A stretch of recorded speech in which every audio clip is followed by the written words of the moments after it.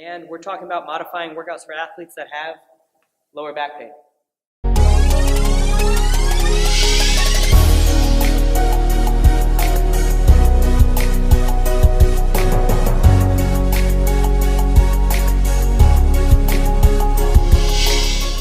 What's up, guys? What I want to start off this monthly video series with modifying workouts for athletes that are in pain, or how I have athletes train around pain, is how do we modify pulling exercises when we have lower back pain.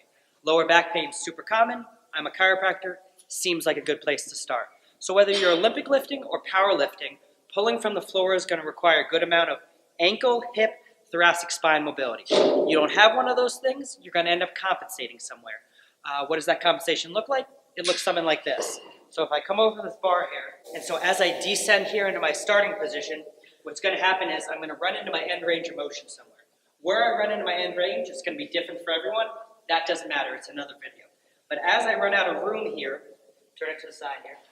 As I run out of room here, what happens is, boom, I round in my lower back. That rounding in my lower back is going to throw off my pulling mechanics for the rest of the motion. So I'm no longer loading my hips and posterior chain. I'm loading this one spot in my lower back. I continue to do that over time, you're going to end up with lower back pain. All right? So here's the deal, guys. Rule number one. Calm stuff down. So whatever modification or variation we choose to use, it can't be painful.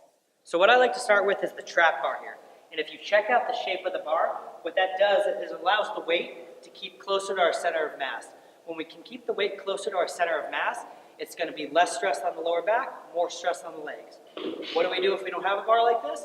We take it to a barbell right here and simply sumo deadlift.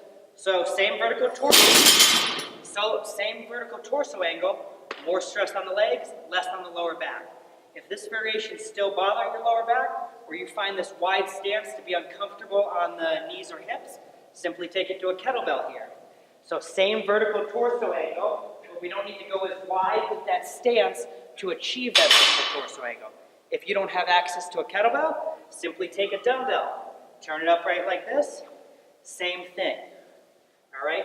If all of these are still causing you pain, we're going to take it to a landmine deadlift. So the landmine deadlift, what that's going to do is going to take the weight, it's going to put it at a fixed set point. All right? So that fixed set point, what that's going to do is going to be less shear stress on the lower back, more load on the legs once again. If this is still painful, we're going to take it over the blocks.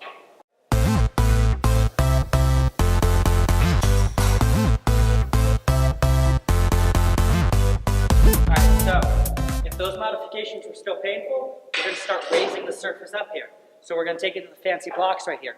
If you don't have blocks, that can simply be from the hang position. You can stack pumpers. And what we're doing was just start raising the surface up here. So same pulling mechanics, but we're just decreasing the range of motion here, guys.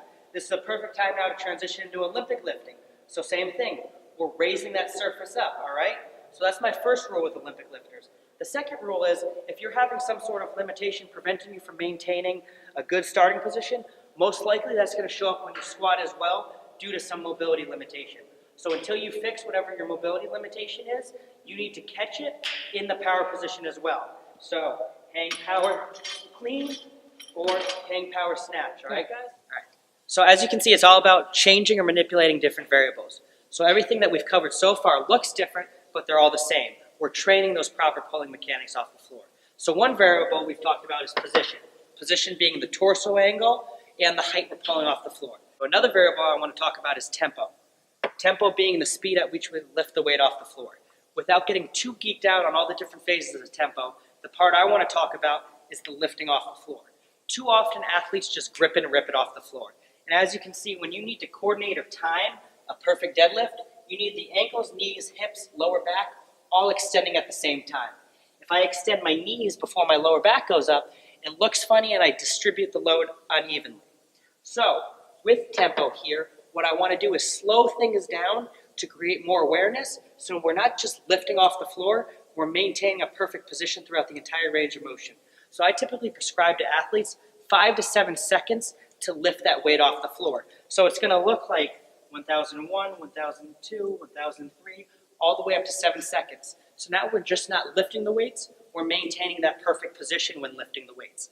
That time under tension or that increased tempo also is going to make lighter weights feel heavier. So that's what athletes need a lot of the times, is just decreasing the weights as well.